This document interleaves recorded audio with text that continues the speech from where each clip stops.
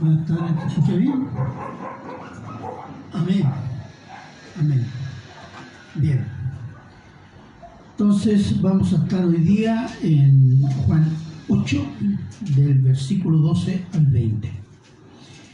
Y ahí hay una gran declaración del Señor Jesús. Pero vamos a introducirnos con este tema diciendo lo siguiente. ¿Usted ha visto los procesos judiciales? En los tribunales, ¿cuál es la clave de la verdad? Los testigos, ¿cierto? Algunos de ellos son testigos para acusar a otros, otros para librar de acusación al procesado. Por tanto, cada parte, en este caso los abogados, trata de desprestigiar a los testigos de la otra parte, ¿cierto? Cuestionando las cualidades morales del testigo e invalidar su testimonio. La ley judía decía que el testimonio de dos o más personas que acusaban o alababan a otra persona es válido, pero la condición era que cada testimonio de los testigos debían coincidir, porque si se contradecían, esos testimonios no eran válidos. Por ejemplo, en Mateo 26, del 59 al 61, dice el Señor Jesús ante el Sanedrín y los principales sacerdotes, los ancianos y todo el concilio buscaban falsos testimonios contra Jesús para entregarle a la muerte. Estaban buscando a alguien que dijera algo coherente y todos coincidieran para poder acusarlo legalmente. Y no hallaron, aunque muchos testigos falsos se presentaban, pero al fin vinieron dos testigos falsos, que dijeron: este dijo, puedo derribar el templo de Dios y en 3 días reedificarlo. En fin, ahí encontraron dos testigos. Ahora, eran dos falsos testimonios que coincidían, y es por ello que le exigen una respuesta, una defensa al Señor Jesús. Ahora, el Señor Jesús guardó silencio, pero este no es el silencio que otorga, porque es común decir, si se queda callado quiere decir que es verdad, ¿no? El que se queda callado otorga, sino que según los hábitos judiciales de aquel tiempo en Israel, si el acusado respondía la acusación, validaba la acusación como un hecho verdadero al cual él tenía que dar cuenta. Pero el Señor Jesús no solo no respondió a esa acusación específica, sino que dio mayor razón hacia los que los condenaban. Por ejemplo, en Mateo 26, 62 al 66, cuando dice: y levantándose el sumo sacerdote dijo, ¿no responden nada? ¿Que testifican estos contra ti? Mas Jesús callaba. Entonces el sumo sacerdote le dijo: te conjuro por el Dios viviente que nos digas si eres el Cristo, el Hijo de Dios. Jesús le dijo: tú lo has dicho, y además os digo que desde ahora veréis al Hijo del Hombre sentado a la diestra del poder y viniendo en las nubes del cielo. Se declaró Dios. Entonces el sumo sacerdote rasgó sus vestiduras diciendo: has blasfemado. ¿Qué más necesidad tenemos de testigos? He aquí ahora mismo habéis oído su blasfemia. Fíjese, ahora el Señor Jesús sabía que dijera lo que dijera, lo iban a condenar, porque en su corazón habían decidido que había que condenarlo y matarlo. Entonces, La declaración del Señor Jesús como Hijo del Hombre quedaría como testimonio judicial que los judíos asesinaron a su Mesías por su pecado, del cual tienen que arrepentirse como nación, para que Dios se vuelva a ellos. Los judíos cuestionaban permanentemente los testimonios del Señor Jesús, pero el Señor Jesús les presenta testigos que ellos no pueden dudar y ni siquiera entender. Y así fue cuando les declaró: yo soy la luz del mundo, a lo cual ellos le exigieron testigos y el Señor Jesús les presentó testigos, pero ellos no creyeron. El título del sermón: Jesús, testimonio de la luz. Vamos a estar del 12 al 20. Oremos. Padre bueno, eterno y misericordioso Señor, pedimos y rogamos, Señor, que el Espíritu Santo obre en nuestra mente y corazón, Señor, para entender y amar esta palabra, Señor. Bendiga nuestros corazones, bendiga su palabra, Señor, para gloria de su nombre, y que esta obre en nuestro corazón, Señor, para ser más como Cristo y menos como nosotros. Gracias, Padre, y se lo agradecemos en Cristo Jesús. Amén. Versículo 12, 8:12. Otra vez Jesús les habló diciendo: yo soy la luz del mundo, el que me sigue no andará en tiniebla, sino que tendrá la luz de la vida. Esta es una declaración de divinidad. Para los judíos, la luz del mundo era Dios. Miren lo que escribe el salmista, Salmo 27:1. Y ahí podemos estar, hermano. Gracias. Salmo 27:1. Jehová es mi luz y mi salvación. Fíjense, la luz está ligada a qué cosa: a la salvación. ¿De quién temeré? Jehová es la fortaleza de mi vida. ¿De quién he de atemorizarme? O sea, la luz aquí es sinónimo de qué cosa: de salvación, de valor, de refugio.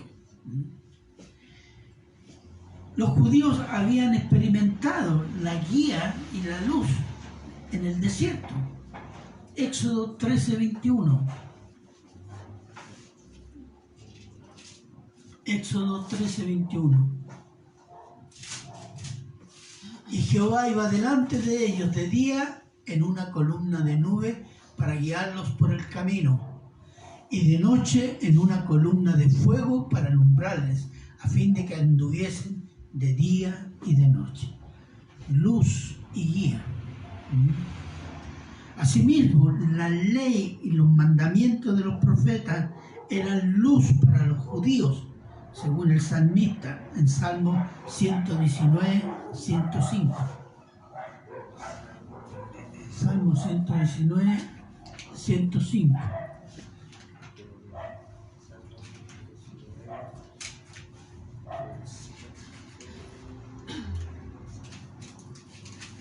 Lámpara es a mis pies tu palabra y lumbrera a mi camino. ¿Se fija? El sinónimo de luz es Dios y la obra de Dios. Y los judíos habían experimentado en el desierto esta presencia de Dios, siendo luz, guía, protección. Entonces, eso es la luz. Eso es lo que está diciendo el Señor Jesús. Veamos un poco. El Señor Jesús es declarado por el apóstol Juan que en Cristo estaba la vida. Juan 1, 4, 5. Juan 1, 4, 5.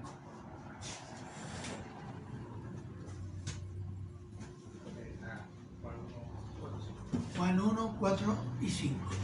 En él, está hablando de Cristo, estaba la vida, y la vida era luz de los hombres. La luz en las tinieblas resplandece, y las tinieblas no prevalecieron contra ella. Entonces, la luz, ¿qué es lo que es? Vida. Es vida biológica, vida espiritual, que viene de Cristo. Es decir, Cristo es dador de vida porque Cristo es el Verbo. Y el Verbo estaba con Dios y el Verbo era Dios. Entonces, Cristo es Dios, dador de vida y luz, es decir, el creador que tiene vida en sí mismo y no depende de nada ni de nadie. ¿Por qué? Porque es Dios. ¿Dios depende de los hombres? No. ¿Depende de su creación? No. ¿Depende de lo que hacen los hombres? No. Dios depende de sí mismo. Lo mismo Cristo. Cristo depende de sí mismo. Es lo que se llama la aceidad de Dios. A sí mismo o por sí mismo significa. Veamos Juan 10, 17, 18. Juan 10, 17, 18.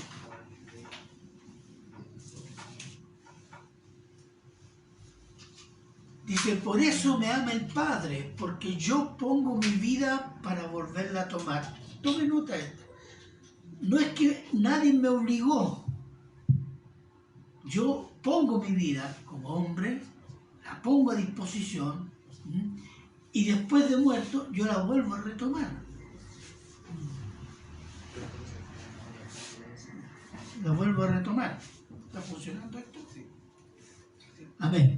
¿Se escucha? Sí. Ya. La vuelvo a retomar.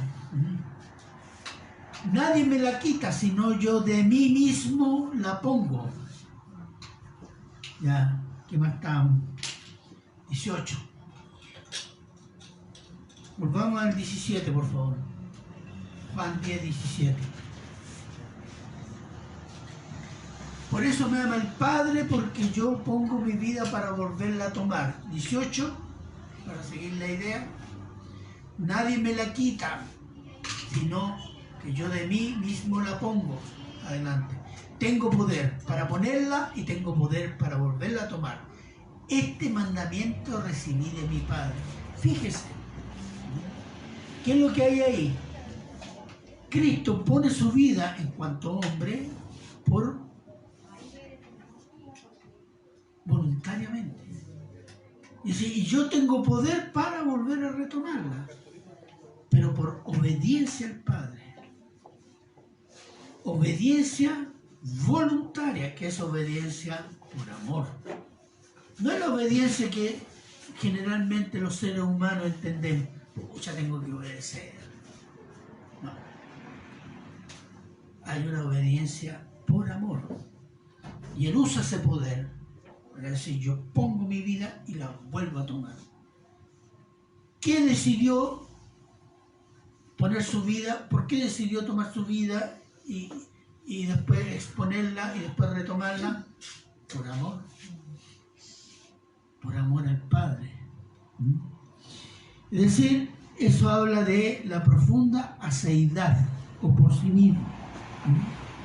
Su autosuficiencia y soberanía, que como hombre expone su vida voluntariamente y la retoma, es decir, vuelve a la vida porque tiene el poder de hacerlo y lo hace por obediencia al Padre, no por obligación, sino por una comunión de amor con el Padre y con el Espíritu Santo.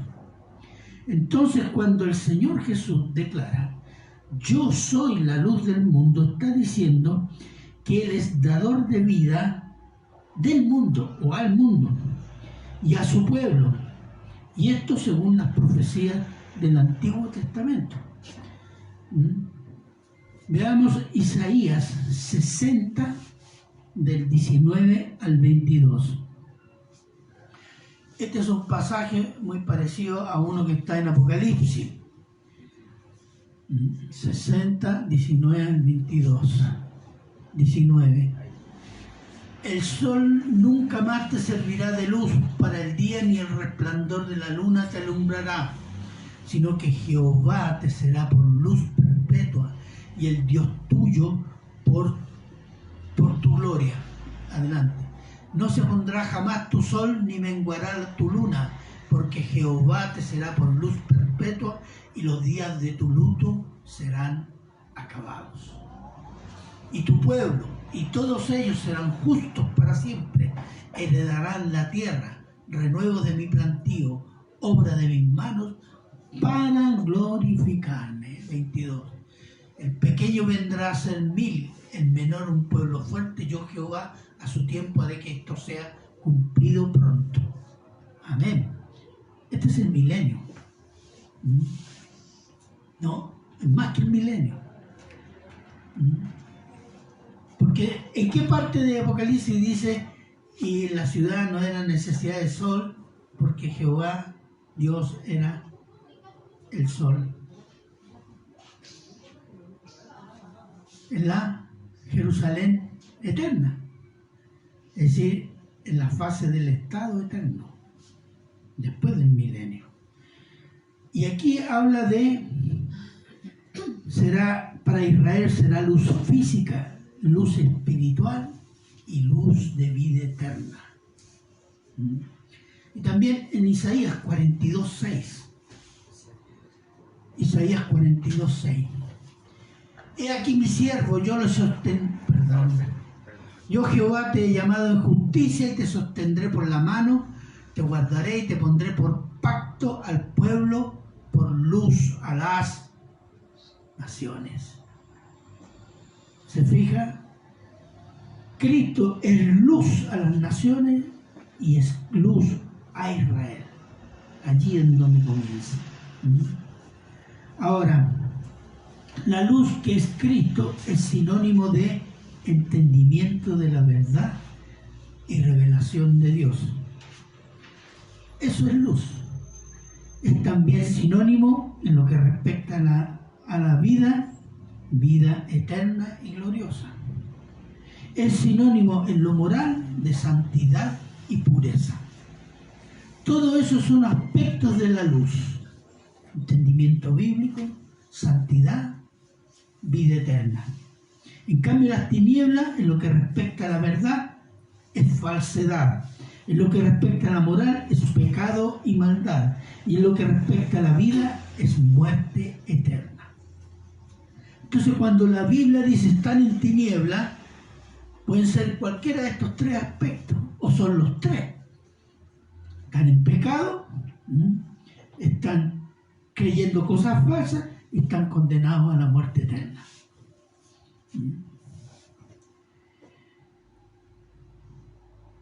Y las tinieblas, que es la falsedad, el pecado y la muerte, no han prevalecido. Han persistido, pero no han prevalecido sobre Cristo, su evangelio y su iglesia. Han combatido y van a seguir combatiendo contra todo lo que es de Cristo, sobre todo la iglesia. El testimonio de esa verdad es que hoy,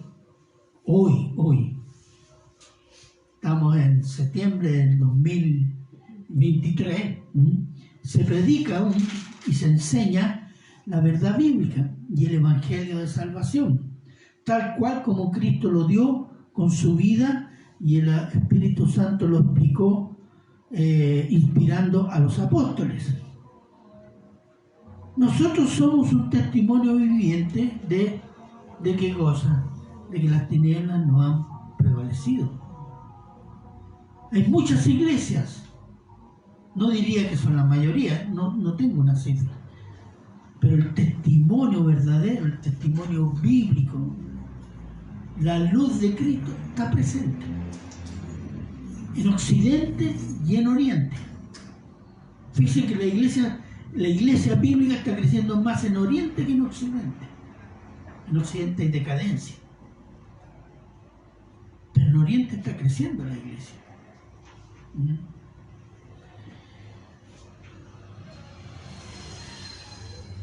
Esto a pesar de las falsas doctrinas y herejías que aparecen en la iglesia desde los días de la iglesia del primer siglo, de las persecuciones brutales hasta hoy, de las religiones satánicas como el Islam y el budismo que intentan eliminar el cristianismo en regiones del mundo, a pesar de la santificación del pecado, llamándolo bueno, y a los santos llamándolos malos.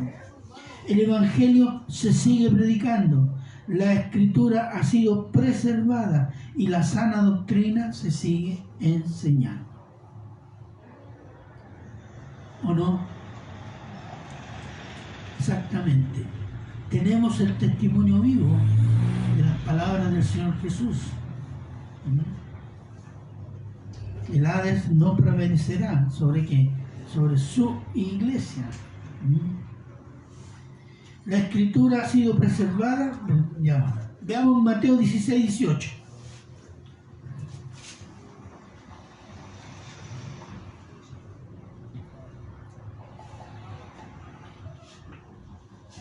Dice, y yo también te digo que tú eres Pedro y sobre esta roca, la respuesta de Pedro, edificaré mi iglesia y las puertas del Hades, de la muerte, no prevalecerán contra ella. Harán problemas, pero no van a prevalecer. ¿Qué significa esto? Significa que la iglesia verdadera, no la católica, no una denominación, la iglesia de los hermanos que han sido fieles, la iglesia que está en la presencia de Cristo, los verdaderos redimidos, porque en una iglesia local pueden haber gente no redimida, y en la iglesia católica, por ejemplo, deben haber algunos que se van a salvar o salvos. Esa es la iglesia verdadera. No será extinta, porque su cabeza es Cristo, y Cristo prevalece sobre las tinieblas. Hace unos 5 o 6 años atrás, me acuerdo que escuché a un periodista que hablaba de una tremenda discusión en una de las asambleas de la ONU entre ONG Provida y ONG LGTB. Entonces, entre la ONG, Organización No Gobernativa se llama, Provida y anti-homosexual, por decirlo así, se abrieron la palabra, y los funcionarios de la ONU, la asamblea, etc. Mucha gente. Y se para un pastor a hablar, a dar explicaciones de su posición, etc. Cuando comienza a hablar, un dirigente homosexual, le dice: ustedes son la última generación, porque vuestros hijos serán nuestros. Así de audaz son. Pero no es el primero, hermano, ni el último. Hubieron emperadores romanos que quisieron exterminar el cristianismo. Hubieron islámicos que quisieron exterminar el cristianismo. Hubo un Stalin que quiso eliminar el cristianismo. Hubo un Hitler que lo quiso patentar y hacerlo nazi, el cristianismo. Así que no es una novedad lo que dijo ese tipo, y van a aparecer más. Pero ¿cuál es lo que ellos no saben? Que Cristo prevalece sobre las tinieblas. Él es el vencedor del pecado y de la muerte, y solo esperamos la glorificación y su reino y la ejecución a las tinieblas, la ejecución del juicio a las tinieblas, un juicio emitido en la cruz del Calvario. Después dice: el que me sigue no andará en tinieblas, en falsedad, en pecado, en muerte eterna, sino que tendrá la luz de la vida, la verdad, la santidad y la vida eterna. Y esto lo provee solo la fe en Cristo. Mateo 5:14.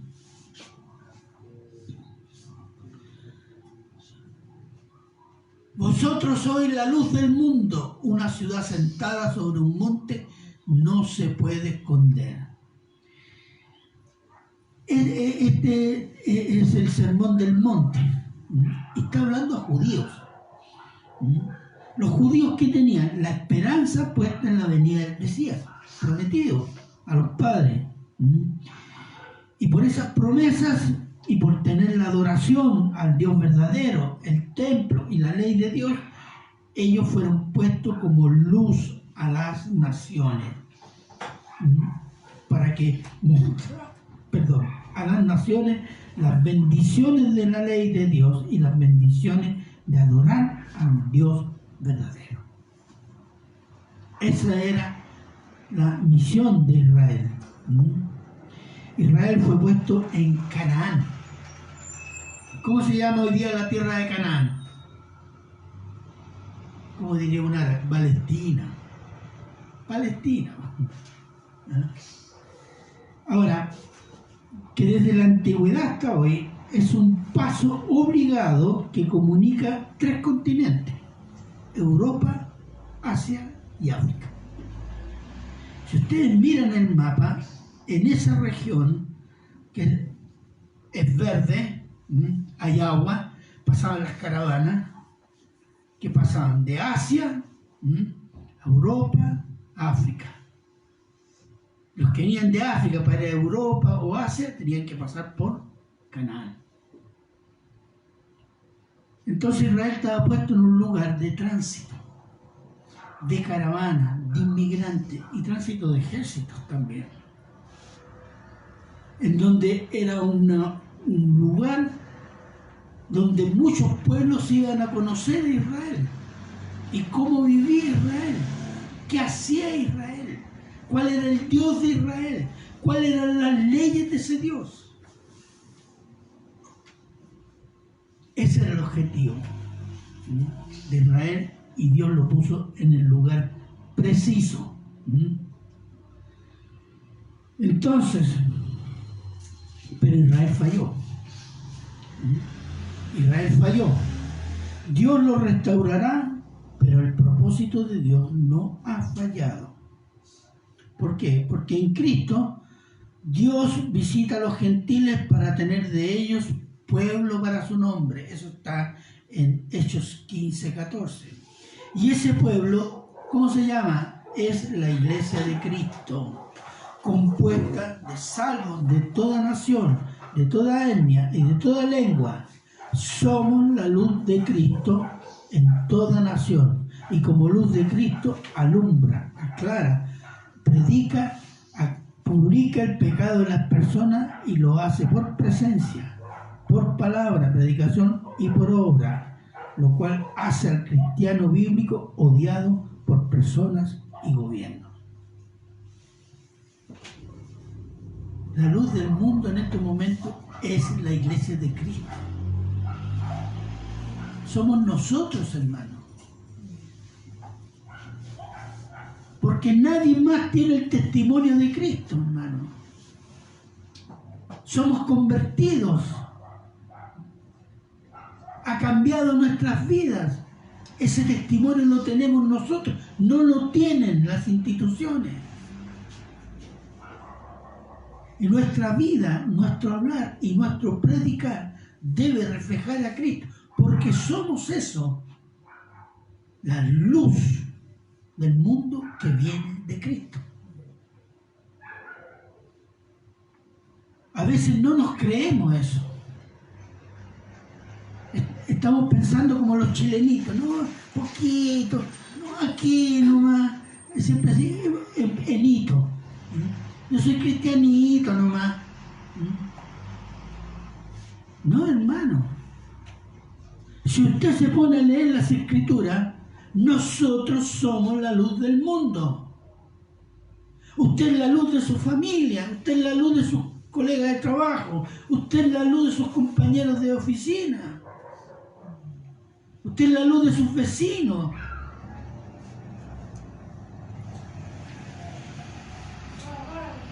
Y no somos luz porque no nos creemos el cuento. Peor todavía. No creemos que sea para tanto que haya hecho el Señor en mí. ¿Por qué? Porque nos miramos a nosotros mismos. Claro que si nos miramos a nosotros mismos, terminamos con autocompasión. ¿Pero qué dice Hebreo? Mirando qué, poniendo los ojos ¿dónde? En Cristo. Vivir poniendo los ojos en Cristo. Ese es el punto. Y nuestro testimonio es débil porque no estamos viviendo poniendo los ojos en Cristo. Y todo lo que Cristo es y hace en nosotros. No por lo que somos nosotros, no. Es por lo que Cristo es. Y cuando nos disponemos, hace en nosotros.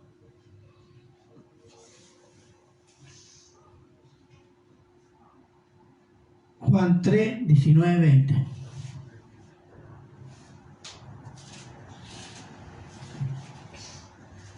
Y esta es la condenación, que la luz vino al mundo y los hombres amaron más las tinieblas que la luz porque sus obras eran malas. El 20. Porque todo aquel que hace lo malo aborrece la luz y no viene a la luz para que sus obras no sean reprendidas. Bueno, por eso los judíos odiaban a Cristo. ¿Por qué? Porque testificaba ¿de qué? De su pecado. Y ellos decían, no, nosotros somos el pueblo de Dios. Recordemos que el Señor Jesús declara, yo soy la luz del mundo en una fiesta de los tabernáculos, que conmemoraba la espera de los judíos y su purificación antes de cruzar el Jordán y entrar en la tierra prometida. Durante la fiesta de conmemoración, junto con el rito del agua viva, se iluminaban en las noches los patios del templo, recordando que la luz de Dios los guió en la noche y en el desierto. Y una nube los guiaba durante el día. En los patios del templo iluminados, los levitas y mujeres del pueblo cantaban y danzaban. Y es en una de esas noches cuando el Señor Jesús se declara en voz alta diciendo, revelando, yo soy la luz del mundo. En esa ceremonia, y le está diciendo a los judíos, yo soy esa luz que los guiaba en el desierto. Y aquí estoy.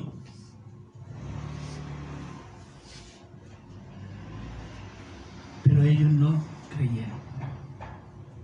Ese fue el drama de Israel. ¿Debido a qué? Al orgullo y al pecado. La base del pecado es el orgullo. Versículos 13 al 19. No lo voy a leer todo. La incredulidad hace ignorantes. Ahora, los fariseos fueron los oponentes más duros a la persona y a las palabras y a la obra del Señor Jesús. Dice, y lo primero que le dijeron, tú das testimonio acerca de ti mismo, tu testimonio no es verdadero, es decir, tú eres falso. ¿Por qué? Porque no estás cumpliendo la ley, eso estaba implícito. No podía dar testimonio de sí mismo. Porque la ley decía que al menos 2 testigos debían dar testimonio sobre una persona y los 2 testigos debían coincidir en su testimonio. El Señor les declara 3 cosas acá. Y dice, mi testimonio es verdadero por 3 razones. Primero, le declara, porque yo sé de dónde he venido, de Dios. ¿Y a dónde voy? A Dios. Estaba diciendo, porque soy Dios hecho hombre. Por tanto, mi palabra es verdad. Y ustedes, los judíos, no saben de dónde vengo ni a dónde voy, porque no creen que Él es el Mesías, que es Dios hecho hombre. A pesar de sus palabras autoritativas, basadas en los profetas del Antiguo Testamento, y a pesar de sus milagros que solo Dios podía hacer. La incredulidad los hizo ciegos e ignorantes de las cosas de Dios. Por tanto andaban en tinieblas, en falsedad, en pecado y en muerte. Con toda sinceridad, porque ellos se creían lo que decían. Juan 8, 31, 32.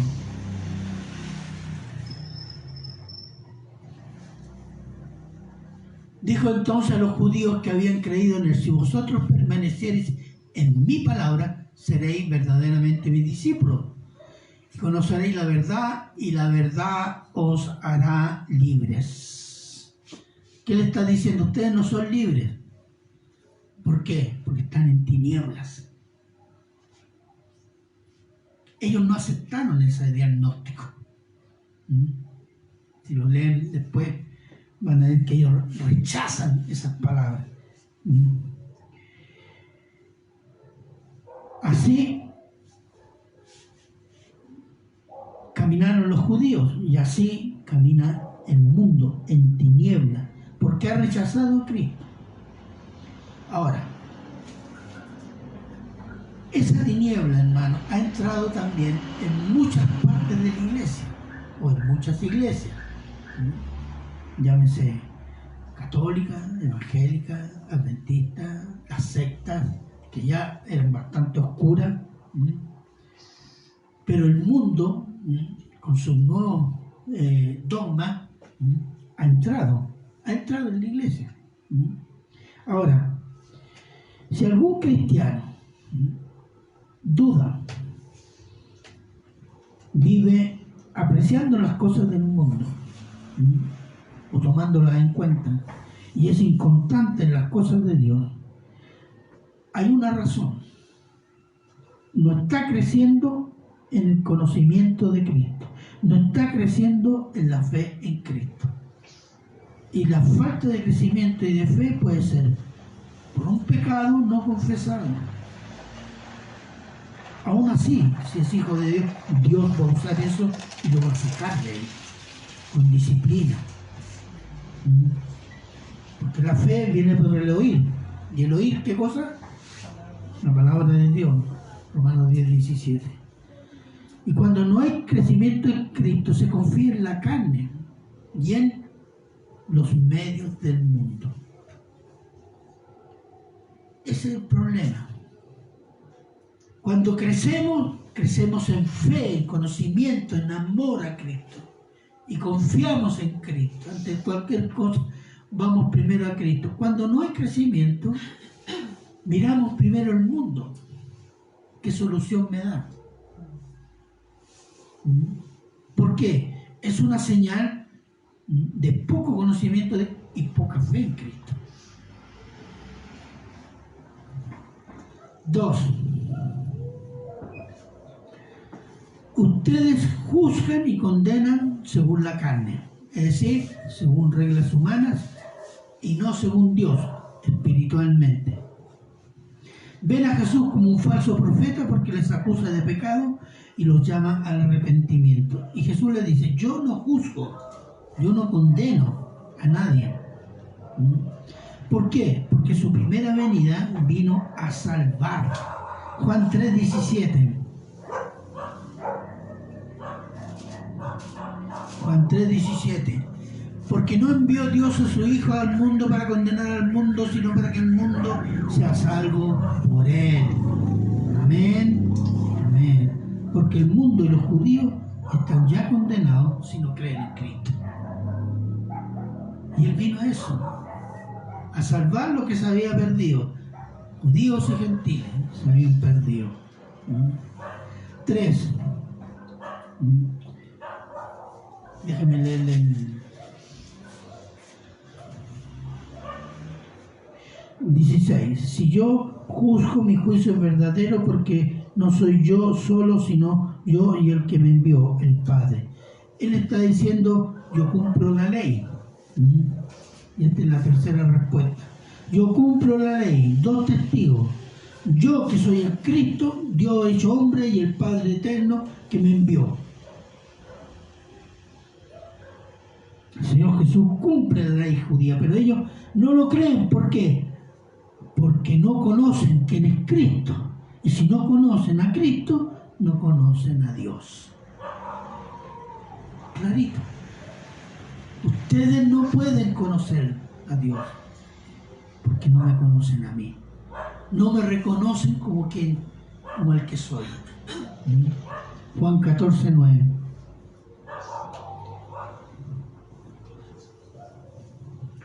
Jesús le dijo: tanto tiempo hace que estoy con vosotros, Felipe, y no me has conocido, Felipe. El que me ha visto a mí, ha visto al Padre. Pues, ¿cómo pues dices tú, muéstranos al Padre? Clarito. Cuando usted conoce a Cristo, obedece a Cristo, comienza a conocer a Dios. Y cuando nosotros adoramos a Dios por medio de Cristo, vamos pareciéndonos más a Cristo. Ahí el rol de la adoración. Y lo dice Isaías: los adoradores de ídolos son como ellos, ciegos, sordos, mudos, inútiles. Si usted está adorando a Cristo, está conociendo a Dios y se está pareciendo a Cristo. La adoración es fundamental. Entonces, el que no cree en Cristo está en tiniebla y nada en la ignorancia, en el pecado, en la mentira, y va a condenación eterna. Versículo 20.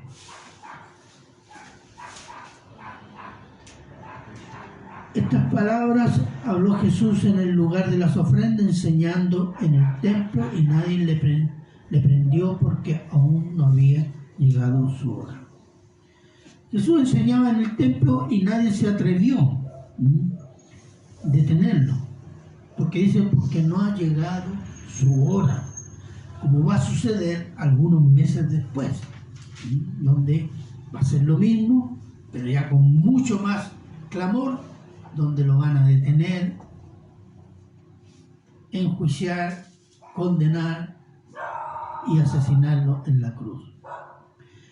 Cristo está cumpliendo el propósito de Dios, de modo que los obstáculos serán superados hasta completar la obra, muerte y resurrección. Si usted ha leído los evangelios, hay momentos en que quisieron los judíos despeñarlo, tirarlo, otras veces quisieron apedrearlo, pero por milagro se les escabullía o pasaba algo. No dice qué precisamente. ¿Por qué? Porque no había llegado su hora. Y aquí hay algo que los invito a la reflexión, muy cortito. El creyente en Cristo, cuando está cumpliendo el propósito de Dios, es inmortal. ¿Sabía usted? Soy inmortal porque Dios quiere que cumpla ese propósito. Si ese propósito es ir a predicar en un lugar peligroso, el Señor lo va a proteger. ¿Por qué? Porque está cumpliendo su propósito. Y cuando termina por completar ese propósito, es llevado a la presencia gloriosa del Padre. Se muere, simplemente. Como todos los hombres, como todos los seres humanos. Eso es cuando nosotros somos testimonios de la luz. Tenemos un propósito: ser testimonio de Cristo. Y tenemos tareas que Dios ha encomendado a cada uno y propósitos que Dios ha encomendado a cada uno. No sabemos cuándo vamos a terminar. A menos que el Señor le diga: mira, prepárate porque ya se acaba esto para ti. Y es lo que le sucedió al apóstol Pablo. Y aquí vamos a terminar. Segunda de Timoteo 4, 6, 8.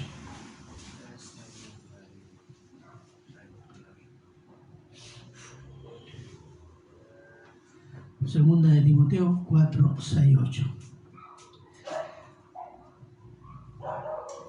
Porque yo ya estoy para ser sacrificado y el tiempo de mi partida está cercano. Está preso. Ya a él le van a cortar la cabeza. Y concluye: he peleado la buena batalla, he acabado la carrera, he guardado la fe, he cumplido el propósito que se me encomendó. Por lo demás me está guardada la corona de justicia, la cual me dará el Señor, juez justo, en aquel día. Y no solo a mí, sino también a todos los que aman su venida. Amén. Esto nos incluye, ¿no? ¿Amamos la venida del Señor? Yo quisiera verla. ¿Ah? Pero eso va a ser. Cuando usted cumpla su propósito, el Señor dice: ya, Jimena, Ana, Vicky, a la casa, a descansar. Se acabó la guerra, se acabó la lucha. A descansar y a esperar. Eso es. Pero cumplamos el propósito para el cual el Señor, porque nos ha dado los medios y nos ha asegurado que Él quiere que cumplamos el propósito, ser luz donde nos ha puesto. Y va a usar todos los medios para que nada nos pase y se cumpla ese propósito. Amén. Amén. Oremos. Padre bueno, eterno y misericordioso Señor, le damos gracias, Señor, por esta palabra, Señor, por esta bendición que declara que Jesús es la luz del mundo y nosotros hemos sido bendecidos grandemente, puestos en Cristo para ser luz de Cristo en este mundo, Señor. Ayúdenos y fortalezcanos en esta idea, Señor. Fortalezca nuestros dones y que podamos, Señor, ser un buen testimonio agradable a usted, un testimonio de Cristo, y que muchas personas puedan ser alcanzadas por Cristo para gloria de su nombre. Gracias, Padre, se lo agradecemos en Cristo Jesús.